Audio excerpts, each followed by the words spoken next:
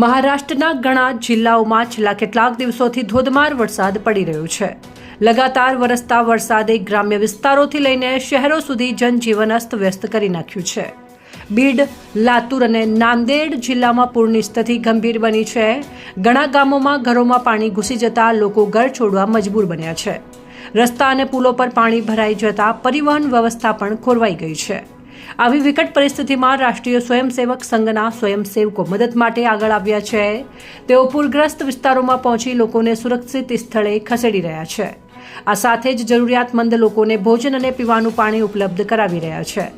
સરકારી તંત્ર પણ રાહત અને બચાવ કામગીરીમાં તત્પરતા દાખવી રહ્યું છે, પરંતુ સતત વરસાદને કારણે કામગીરીમાં મુશ્કેલીઓ ઊભી થઈ રહી છે। મહારાષ્ટ્રના વાતાવરણ વિભાગે ચેતવણી આપી છે કે આગામી દિવસોમાં પણ વરસાદ ચાલુ રહેવાની શક્યતા છે। જિલ્લા વહીવટી તંત્રે લોકોને સાવચેત રહેવાની અને નદી કાંઠા વિસ્તારોમાં ન જવાની અપીલ કરી છે। અહેવાલ Arvind Barot, bureau report, central Bharat news.